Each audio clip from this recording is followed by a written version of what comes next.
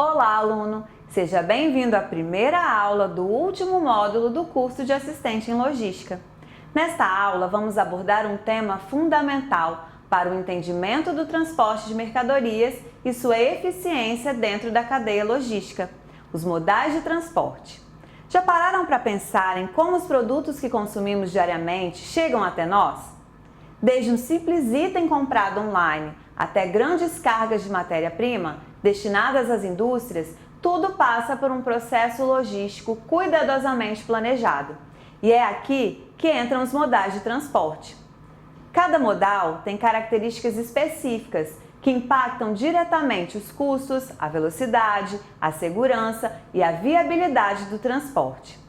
Veremos a diferença entre sistema modal, intermodal e multimodal fundamentais para compreender as estratégias logísticas adotadas pelas empresas para otimizar seus processos de distribuição. Vamos juntos explorar este tema e entender como o transporte impacta diretamente o desempenho das cadeias de suprimentos. Os modais de transporte são os tipos ou meios de transporte existentes, sendo eles ferroviário, que utiliza ferrovias, rodoviário, que opera por rodovias, hidroviário, que se dá através da água, dutoviário, que acontece por meio de dutos, e aeroviário, realizado por via aérea. Cada um desses modais possui características específicas, custos e particularidades operacionais que os tornam mais adequados para determinados tipos de operações e produtos.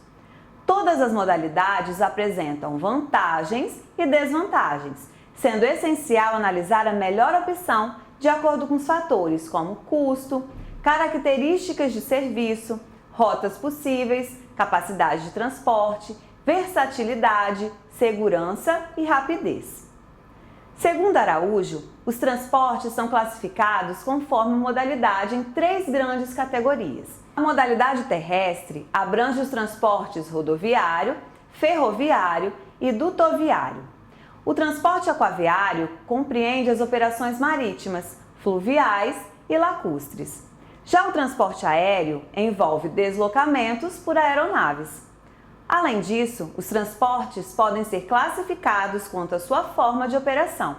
O modal ou unimodal se caracteriza pelo uso de apenas uma modalidade. O transporte intermodal envolve mais de uma modalidade, sendo que cada trecho é regido por um contrato específico.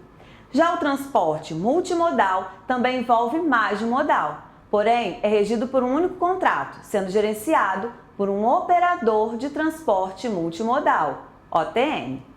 O transporte segmentado caracteriza-se pela utilização de diversos contratos para diferentes modais. Por fim, o transporte sucessivo ocorre quando a mercadoria precisa ser transbordada dentro da mesma modalidade de transporte para chegar até o destino final, sendo regido por um único contrato.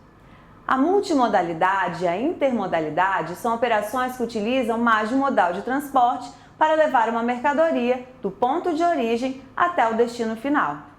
A diferença principal entre essas duas formas está na documentação e na responsabilidade da intermodalidade. Há um documento de transporte individual para cada modal e a responsabilidade é dividida entre os transportadores. Já na multimodalidade, a emissão de um único documento cobrindo todo o trajeto da carga, sendo o OTM responsável por toda a operação. Esse operador é uma pessoa jurídica que pode atuar diretamente no transporte ou contratar terceiros, mas sempre assumindo a responsabilidade pelo contrato, pela integridade da carga e pelo cumprimento dos prazos. O transporte multimodal de cargas não se restringe apenas ao deslocamento das mercadorias. Ele também compreende serviços como coleta, consolidação, movimentação, armazenagem, desconsolidação e entrega, garantindo uma execução completa da logística. Agora, detalhando alguns principais modais de transporte. O modal aéreo é responsável pelo transporte de mercadorias e passageiros através de aeronaves. Conforme por Ortopédia, o transporte aéreo segue normas da Associação de Transporte Aéreo Internacional, tendo como referência no Brasil a Infraero, que administra os aeroportos e seus armazéns de carga. Esse modal apresenta características específicas, como ser ideal para mercadorias de pouco peso e volume, além de ser altamente eficaz para entregas urgentes. Ele proporciona acesso a mercados de difícil alcance por outros meios, reduz gastos com armazenagem e garante maior rapidez no deslocamento de cargas.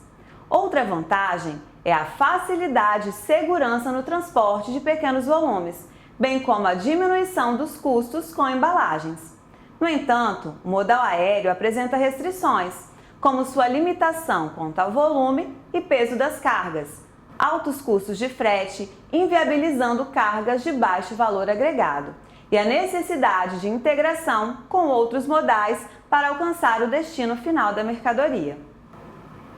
O modal ferroviário no Brasil conta com aproximadamente 29 mil quilômetros de malha, sendo 5.400 quilômetros no estado de São Paulo. A privatização das ferrovias, iniciada em 1996, contribuiu para a reestruturação desse setor, permitindo que empresas privadas assumissem a operação. No transporte ferroviário internacional, é comum haver apenas uma opção de rota, e diferenças na bitola das ferrovias podem exigir transbordos ao longo do percurso. Entre as vantagens desse modal, destacam-se a capacidade de transportar grandes quantidades de cargas a longa distância, menor custo de seguro e frete relativamente reduzido.